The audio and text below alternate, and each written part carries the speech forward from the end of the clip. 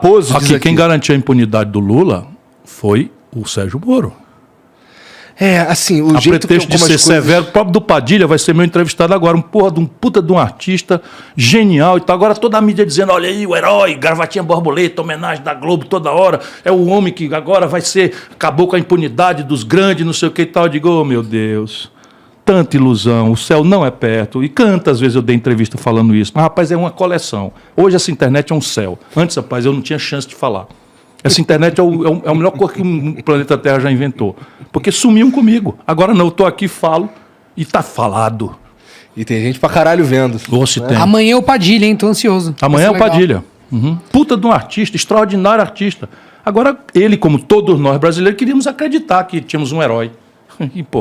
E eu sabia que aquilo ali era um ambicioso, que acaba condenando um político, vai bater no ministério do outro político, depois sai do político, vai trabalhar para a empresa que está administrando a massa falida das empreiteiras que ele fez. Tenha paciência. Tenha paciência. Ou, de novo, tenha paciência. Eu gosto do... Mr. Raposo. Espera um pouquinho, né? Hã? Eu digo também, espera um pouquinho. Eu gosto também do... Repare bem. Repare bem. Repare bem, é clássico. Salve pessoal, salve Genzão. Ciro, é muito comum os candidatos políticos driblarem assuntos mais polêmicos. Você também é um desses? E a verdinha, não vai legalizar não? Já passou da hora faz tempo e o mundo inteiro já viu que é um mercado ultra lucrativo. Deixa eu te falar, eu não evito tema nenhum, mas eu aprendi uma coisa. É que chega a véspera da eleição, essa tal esquerda do Partido Democrata Americano pauta para fazer guerra híbrida. Então, sabe qual é o poder que o presidente da República tem de legalizar a verdinha? Nenhum. Nenhum. Não é tarefa do presidente da República. Ele não tem essa tarefa. A tarefa seria, em tese, das agências de Anvisa, ou sei lá o quê, ou do Congresso Nacional. Depois aí, aborto. Você passa 4 anos, ninguém dá a menor bola para o assunto, está tudo aí acontecendo, do jeito que está acontecendo, a tragédia dos pobres, os ricos fazendo em clínicas, todo mundo sabe onde é e tal. E aí chega a véspera da eleição, porque eles sabem que esses assuntos ferem a moral e a religiosidade do nosso povo. E aí trazem esses assuntos. E aí a turma cai como um patinho, e aí fica os babaca lá do Rio de Janeiro elegendo o Witzel, o Crivella, percebe? Por conta disso. E agora esse Castro, por conta desse tipo de coisa. Então, o que eu vou fazer? O que eu vou fazer na questão das drogas é substituir as penas pelo uso ou pequeno tráfico não violento por penas alternativas à cadeia. Eu vou acabar com a fonte dos exércitos de reserva das facções criminosas, revogando essa lei que o Lula fez. Bom, o Lula fez a lei que encarcerou quase 800 mil pessoas, quase todos os jovens negros e pobres da periferia do Brasil, enquanto faz discurso de cota, de defesa dos negros e tal. A Anvisa, então, tem algo a dizer sobre legalização? O número da lei aqui. A Anvisa pode dizer. A Anvisa pode dizer. Porque é uma agência que agora, poderia testar deixa eu te falar, segurança. sem querer fazer apologia e já fazendo, da paz, apologia da paz. Nunca mais eu ouvi falar que um juiz tivesse condenado alguém por uso medicinal ou recreativo de maconha. Eu nunca ouvi falar. Como dizer, aborto, eu também não tenho notícia, sou advogado, professor de direito. Aborto junto com homicídio, infanticídio, induzimento, instigação, auxílio ao suicídio, é um dos 4 crimes que são julgados não pelo juiz, mas pelo júri popular. Eu não tenho notícia, nos últimos muitos anos, na minha circunstância, de um júri popular feito por aborto. Percebe? Então, assim, vamos respeitar a religiosidade, a maturidade do nosso povo. Esse assunto não tem solução, porque ele consulta coisas muito viscerais para o nosso povo. O que a gente precisa ter é compaixão, sabe, cuidado, proteger os mais pobres, sabe, educar. Quer dizer, quando eu fui prefeito e governador, os postos de saúde do Ceará tinham uma sala de orientação sexual e distribuía-se métodos contraceptivos de adesão voluntária. E a igreja me ajudou. Por quê? Porque não era compulsório, não era uma coisa... Nós tínhamos ali a salinha, ajudávamos, orientávamos as pessoas. A menina engravidou, vem para o acolhimento, você orienta, oferece uma adoção, assiste a maternidade. Você pode fazer muita coisa sem entrar nessa polêmica que não tem solução. E que é usada eleitoralmente, né? Mas é usada só contra nós, que queremos mudar o que a política pode e deve mudar. Crescimento econômico, desenvolvimento, maturidade tecnológica, salário, aposentadoria, segurança pública, educação, saúde do povo. Isso é que a política pode resolver. O S-Guy mandou aqui, salve família. Salve, família. O Monarcão tinha que estar nessa conversa. Ciro, qual solução você teria para o TI brasileiro? O Brasil virou exportador de profissionais de TI, porque as empresas do país não os valorizam, pagando cerca de 1/3 do que oferecem lá fora. Veja, a pergunta é tão inteligente que tem a semente da resposta. Né? Você tem, primeiro, uma demanda baixa, né, instalada. Você tem que hipertrofiar essa demanda, estimulando vamos dizer, o crescimento de uma plataforma de tecnologia da informação. Quer dizer, hoje, o meu campeão aqui em São Paulo é o presidente do Sindicato de Tecnologia de Informação, o Antônio Neto, que é nosso pré-candidato a deputado federal e preside uma central sindicato. Eu tenho discutido muito com ele. Então, você tem uma carência de capacitação e o mercado é muito tímido. Só paga baixo salário porque é tímido, o mercado é ineficiente. Né? Deixa eu te dar o número da lei, 11.343. É a lei que o Lula fez, que é na base da qual nós botamos quase 800 mil pessoas nos presídios, não tendo cometido nenhuma violência, cujo crime foi distribuição de droga ou porte de droga sem cometimento de nenhuma violência. E aí o que aconteceu? Nós produzimos, com essa lei aqui, o exército de reserva das facções criminosas que hoje dominam os presídios e as periferias do Brasil. Sim. Nenhuma inovação institucional foi introduzida no Brasil pelos nossos governos durante esse fenômeno que aconteceu. Nenhuma mudança. 1,. Para dizer mais, a Polícia Federal, que teoricamente é encarregada de enfrentar esse crime transestadual, tem 11 mil quadros, 11 mil efetivos.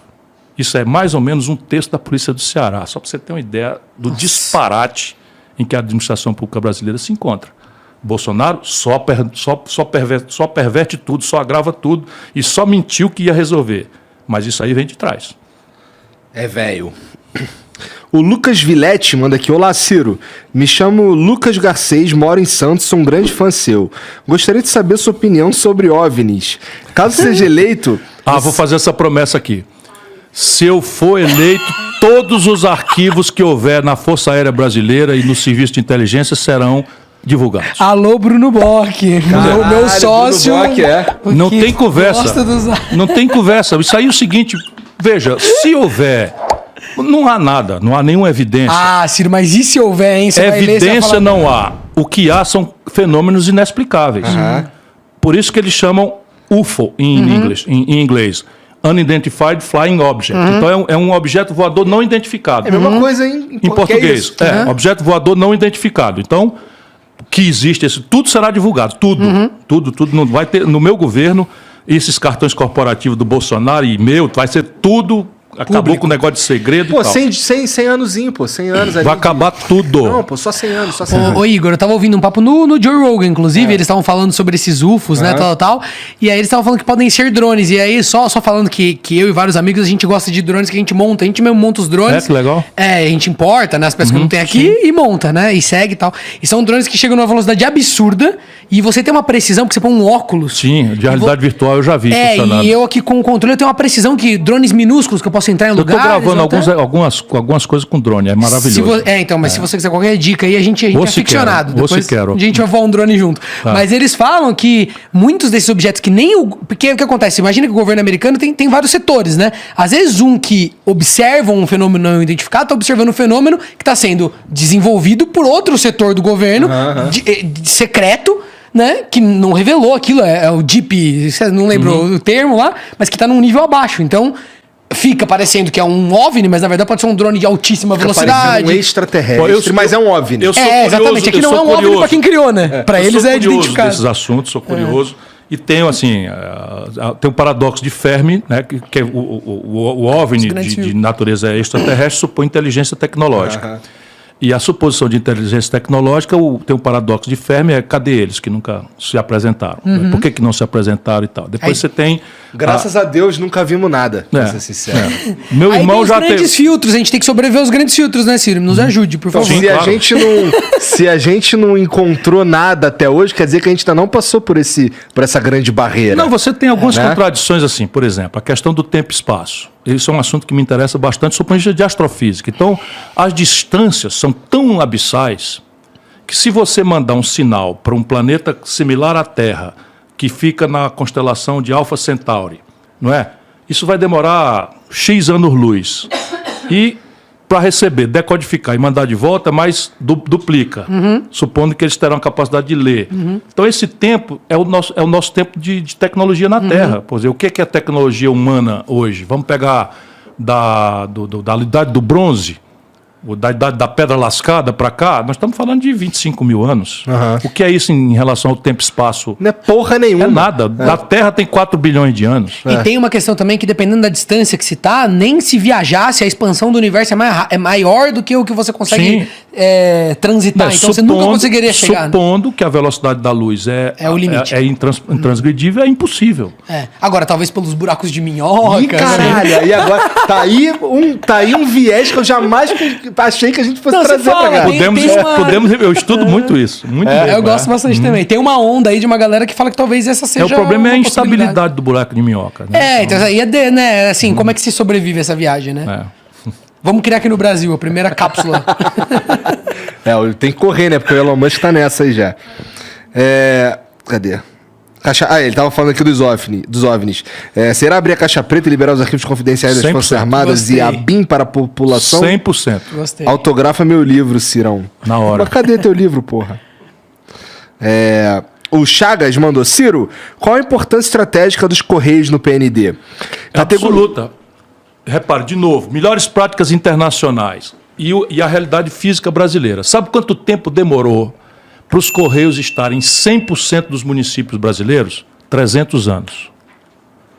Então, e hoje, com o e-commerce, não é só carta, porque carta segue sendo um elemento importante para certas culturas do país, mas é encomenda.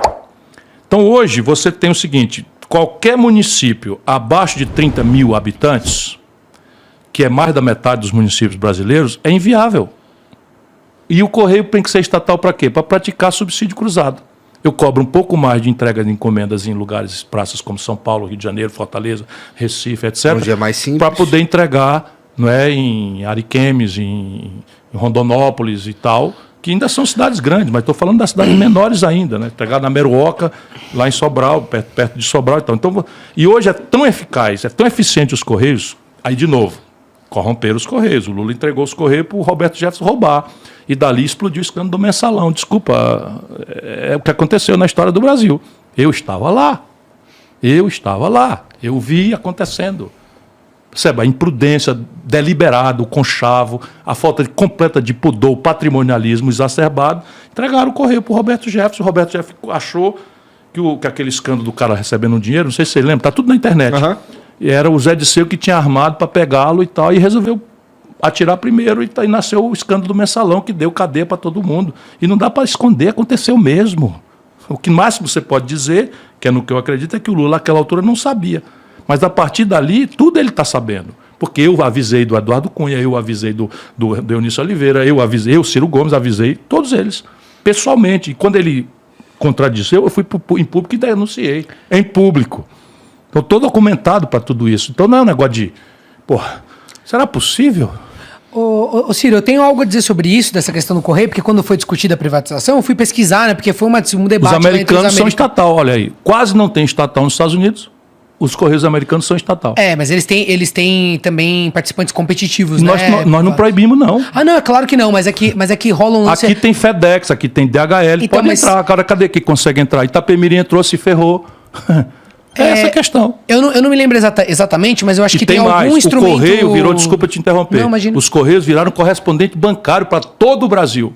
Ah, sim, tem esse aspecto também importante. Não tem mais isso. Lotérica, correspondente bancário e tal. Eu ia dizer só que existe algum componente, eu não lembro direito, porque eu vi muitos debates a favor e contra e tal, e tem um componente de que o Correio, ele tem uma vantagem muito grande na questão do tributo. Talvez você saiba melhor me dizer, que aí... Não, ele é uma empresa pública, ele paga tudo. Que quando o privado vai competir, ele eu não lembro exatamente qual era o argumento, mas eu ia te dizer só que, né, durante essas leituras que eu fiz, falam também que o sistema de entrega, que parece para as pessoas uma coisa que é um setor de pouca tecnologia, ele tem um componente altíssimo, né, de inovação. Pura tecnologia. Porque você tem a questão da logística.